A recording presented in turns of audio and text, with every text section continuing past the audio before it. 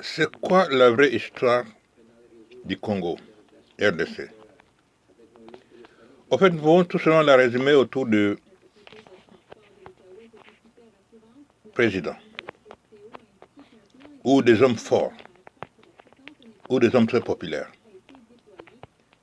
Lumumba, Mobutu, Kabila père, Kabila fils, avec Tshisekedi. Voici les gens qui ont marqué vraiment l'histoire du Congo. Lumumba n'a pas eu le temps de gouverner. Il a été assassiné aussitôt de l'indépendance. Motif, il voulait un Congo autonome, indépendant, à tout point de vue, social, économique et politique. Il a trouvé des motifs et des raisons. Les communistes l'ont accusé. En réalité, c'est parce qu'il voulait l'autonomie totale du Congo.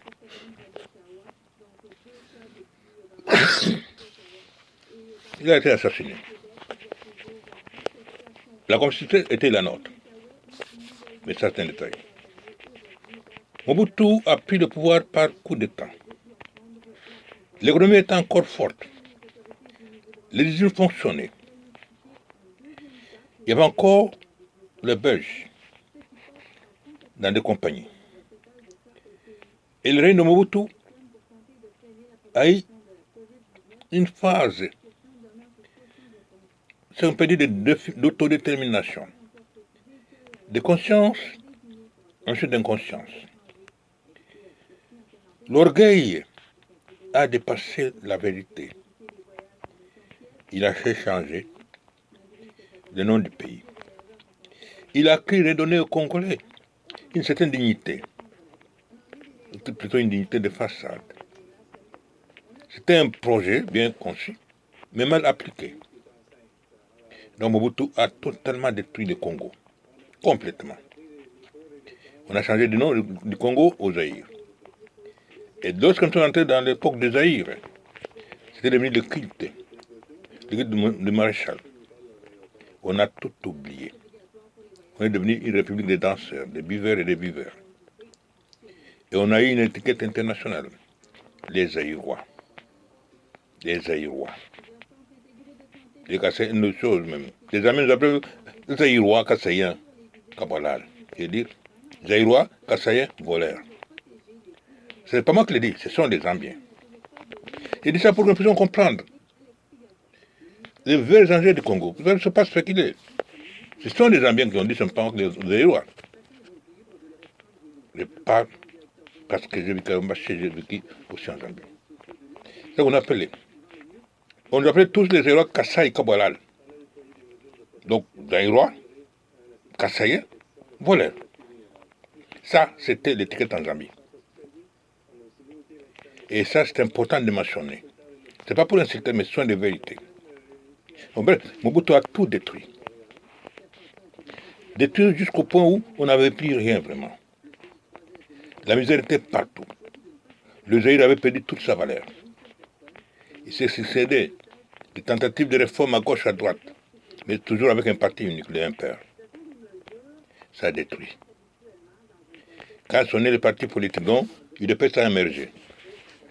C'était devenu maintenant la bataille de conquête du pouvoir. Pas la bataille de changer le pays. Non, non, conquête du pouvoir. Il fallait seulement arracher le pouvoir à Mobutu.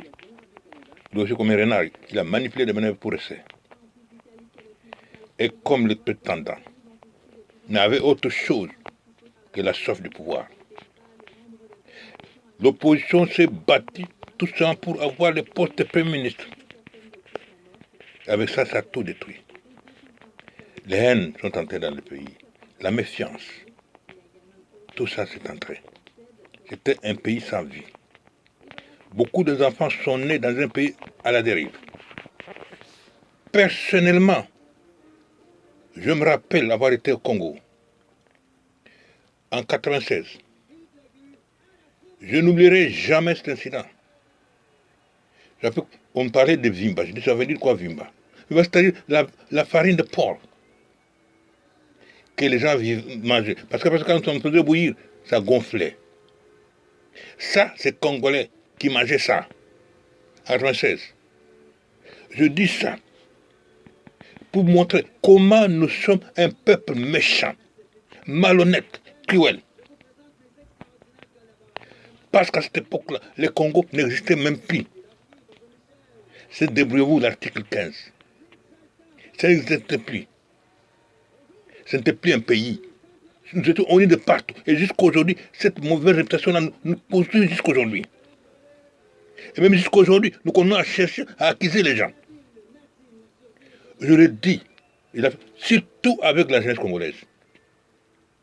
On vous instrumentalise. Je vous dis, je peux dire qu'en 1996, Sexton Machine doivent le dire, au major Vimba, je vis les gens transporter le cadavre dans les brouettes pour les enterrer. La morgue puait. Les gens abandonnaient les enfants à la morgue. Je vis ça. J'avais entendu parler d'épuration de Kassaïens. Je suis parti en 92, c'est là où je me rappelle. Je suis parti même jusqu'à Colosie. Je vis même les trains. Et je vis comment les gens étaient amassés. Ça, c'est vrai. Et je me suis informé, qu'est-ce qui s'était passé? Et voici la vérité. La vérité, c'est que lorsque, dans son âme, a été nommé Premier ministre, nos frères Balouba ont habillé Kungu, ont habillé Ngouza avec un chien, avec une cravate qu'on appelle Kabila, et qu'on appelle Ngouza, et l'autre qu'on appelle Kungu. Vous les Katangais, on va vous avoir maintenant. C'est ça qui a débordé la chose. Il faut dire la vérité. Vous ne pouvez pas insulter les gens comme ça. Et puis après, il y a eu l'épuration. Il n'y a pas eu d'épuration. Tout ce que les autres ont dit. Parce que ici, c'est au Katanga. Et vous dites que vous allez nous malmener. Vous allez nous prendre tout. Alors, on me demande de rentrer chez vous. Ça, c'est la vérité. Je ne cautionne pas l'acte. Mais j'explique l'origine de l'acte. C'est pour ça pour rétablir le cadre. Et quand on dit génocide, il n'y a pas eu de génocide. Parce que jusqu'aujourd'hui, personne ne peut donner combien de gens sont morts. Où ils étaient enterrés. Y a-t-il des fosses communes au Katanga? Qu'on montre là où il y a des fosses communes, là où on a enterré les victimes du génocide. Ce genre de mensonges, c'est ce qui mine le pays jusqu'aujourd'hui. On a dit qu'on a trouvé des fosses communes à Katanga, mais on n'a pas trouvé de fosses communes au Katanga, où là on a enterré les Gassai, victimes du génocide. Et ça, c'est simple. Pourquoi continuer avec ce genre de mensonges? Et vous espérez trouver la paix dans ce pays? On doit éventrer les bois. Si nous voulons aller plus loin. Ça, c'est une parenthèse. Dans toute cette manœuvre, les pays n'existaient plus. Les pays n'avaient plus d'institutions. Mobutu est tombé même malade. Il ne vivait plus au Congo. Il voyageait sur les bateaux. Il était en Europe, il est revenu. Maigrichon. C'est dans un contexte-là que s'est produit le génocide rwandais en 1994. Et la vague de Rwandais déversée au Congo, de soi-disant génocidaires. Ils étaient là avec leurs armes. Ils étaient tous mis dans un même camp, civil et militaire. Ça, c'est à la demande ou au forcing des Nations Unies. Mobutu n'avait plus de pouvoir. L'armée congolaise n'existait même plus. Et si les Rwandais sont installés, et parce que les génocides étaient programmés par eux-mêmes,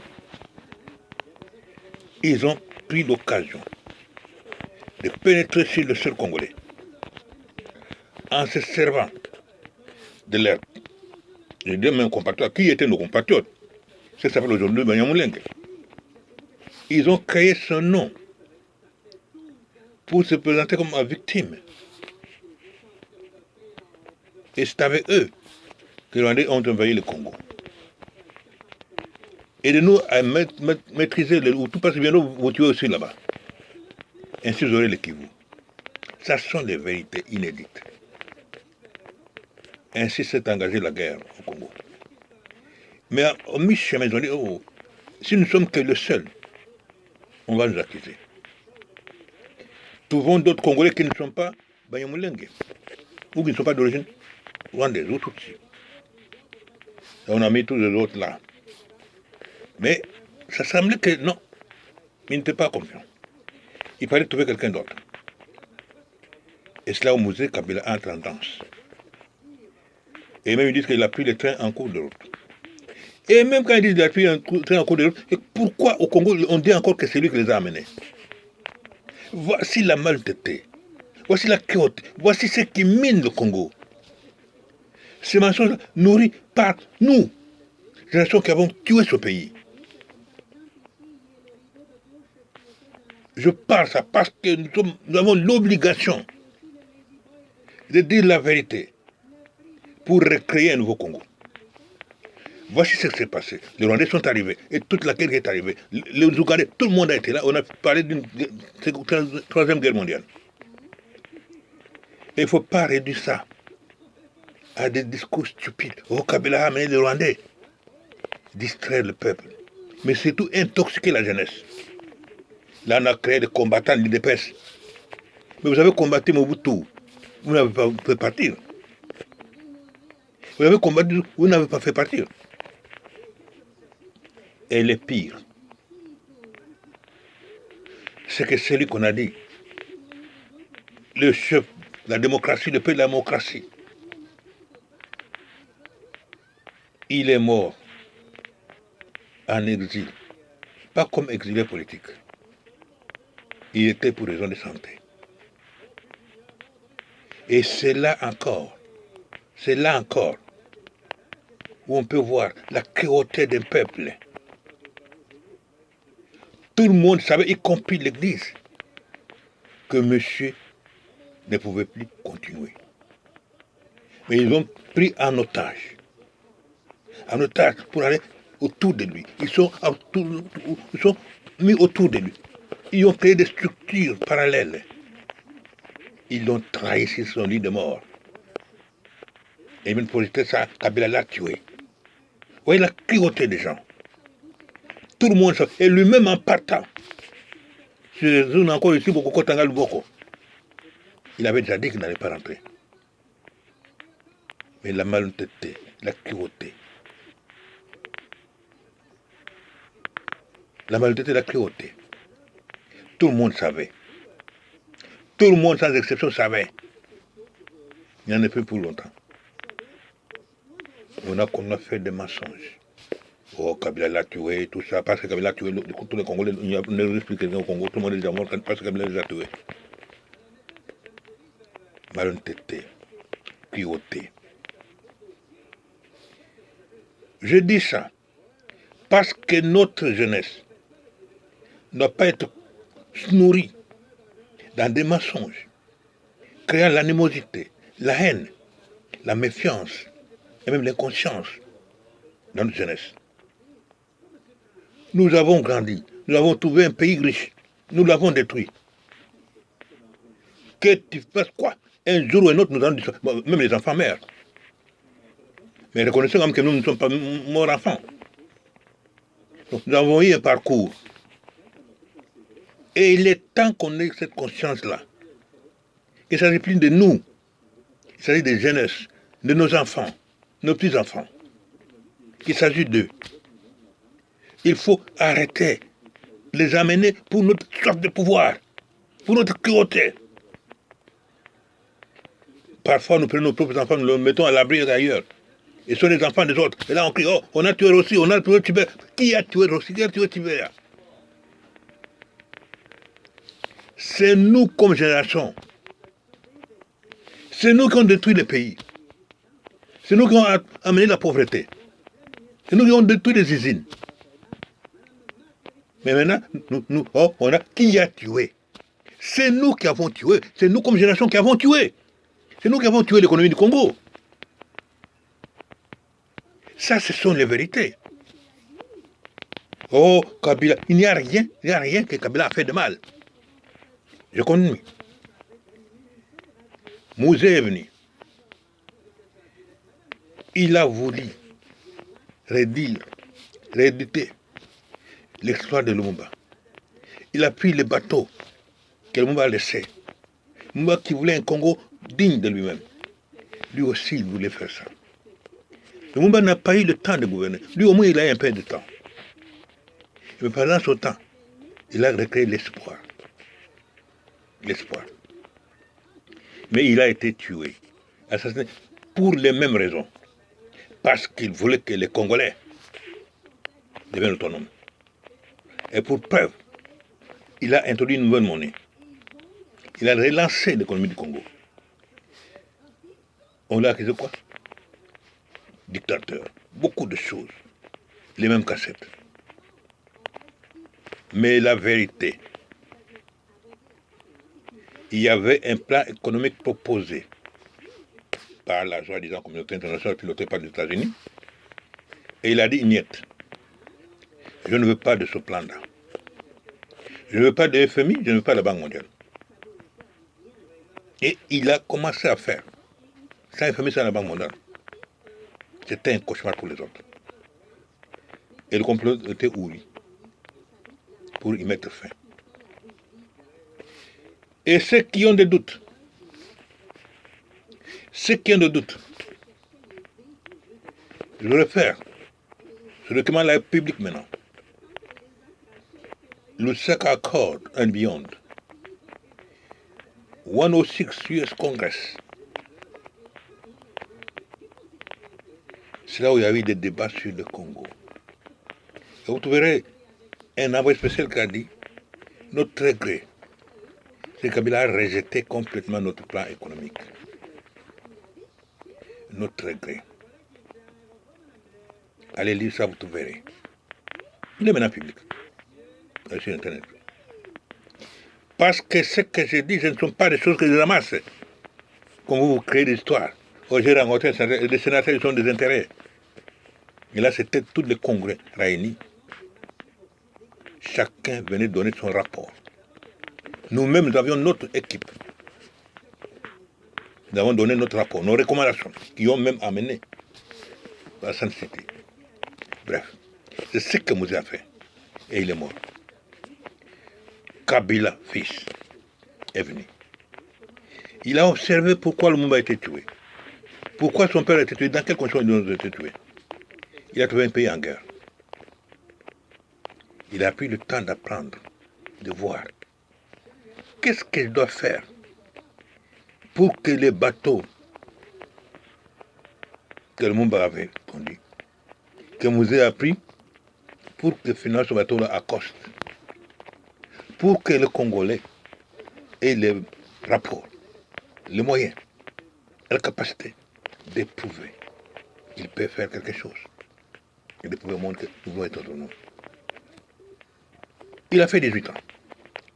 Mais notre côté, notre malhonnêteté, nous tout réduit ça en des discours venus de l'extérieur. Un discours conçu par nous qui avons détruit le pays. Il n'a pas été un stupide ou un cruel, non. Il savait où est-ce qu'il voulait amener son peuple. À l'autonomie. C'est là qu'il avait accepté le 4, 1 plus 4, made in Congo. Ensuite, première élection, deuxième élection. Après l'élection, il a dit, avant d'aller aux troisième élection, je voudrais qu'on s'assoie comme peuple, qu'on discute ensemble. Les aigris, les malhonnêtes, les cruels ont dit non. Pas de dialogue de Kabila. N'oubliez pas ça, pas de dialogue de Kabila. Il avait dit, nous allons réunir pour que les prochaines élections soient libres. Non, pas de dialogue de Kabila. Il veut le dialogue pour se éterniser au pouvoir. Parce qu'ils sont instrumentalisés. Ils sont malhonnêtes. Et il n'a jamais dit, je veux que tout se fasse maintenant par élection. Et moi, je vais respecter la Constitution. Il l'a répété. Mais la malhonnêteté, la cruauté, l'inconscience de notre génération a fait prolonger les choses. Et je rappelle à cette jeunesse-là, qui semble être, je ne sais pas, il y a eu un premier calendrier électoral. Ils l'ont rejeté prétendant, oh, ce calendrier est fait pour que Kabila se représente, parce qu'il n'a pas dit qu'il ne se représentait pas. Et là, on a dit, j'ai respecté la Constitution. Vous parlez de démocratie. Dans la démocratie, chacun a droit à la parole, non? Donc vous, l'opposition, vous avez droit à la parole. Mais que les gens de la mouvance présidentielle militent pour que Kabila revienne, c'est leur droit de le faire. Mais ce n'est pas Kabila qui a dit. Et dans un tas de démocratie, vous n'avez pas dit à Kabila, prononce-toi. Non, non, non. Il ne peut pas abîmer la liberté des autres parce que le chef de pouvoir, il a sa parole. Il a dit, moi je vais respecter la Constitution. Et les gens saluent à côté de lui, ça ne veut rien dire.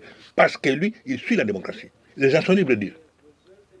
Nulle part dans la Constitution on dit qu'il doit se prononcer. Ça, c'est que je voudrais que la jeunesse comprenne. Parce que la jeunesse est tellement aveuglée. Je ne fais pas la jeunesse. Voici le problème. Maintenant, pour conclure, parce que Kabila savait ce qu'il voulait, redonner au peuple congolais ses droits. Il a vérifié. Il y avait les morceaux clés. Ce sont les minéraux. Exploité toujours avec le prix. Au Congo, on remettait 2%. Il a dit, je ne peux pas laisser le pouvoir sans laisser à mon prédécesseur, à mon successeur, l'outil de revenu. On s'est battu pour changer le code minier. Ça lui a donné des menaces. Vous ne savez même pas. Il y en a même des garçons qui parlent. Ils ne savent même pas qu'est-ce qui s'est passé avec le code minier. Quelles sont les menaces qu'il a eues? Vous parlez, vous ne savez même pas. Et lui a dit, le code minier doit passer parce que mon successeur doit avoir une source de revenus. Il doit avoir de quoi pour gouverner. Et c'est comme ça qu'il a signé le code minier. Et c'est la ressource aujourd'hui quand on parle de dépenses. C'était quelqu'un qui a prévu tout ça. À la fin. Oh, la machine a volé, on a inventé des choses. Oh, les photos de choses sont déjà dans la machine, ça va sur... Non. C'était faux tout ça. Et la vérité,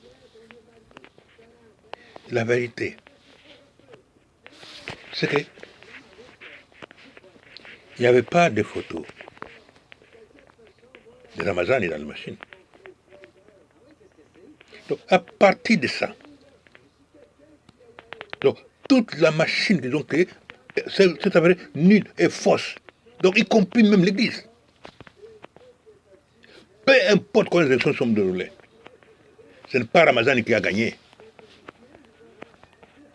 Oui. Je vous dis que vous avez gagné, peu importe. Comment vous pouvez gagner parce que c'était déjà truqué? C'était déjà truqué pour que Ramazan gagne. Comment on peut dire que Fayoulou a gagné? Comment? Parce que les élections étaient déjà truquées par Kabila. Comment Fayoulou peut dire qu'il a gagné? Il a gagné à partir de quoi? Donc lui, on a retiré ce nom de la machine. Mais ce sont les machines, la même machine qu'on a utilisée, non? Est-ce que vous voyez la cruauté, la cécité, la malhonnêteté d'un peuple? On dit on a tué Rossi Mukendi. Mais c'était à cause de ces bêtises de mensonges.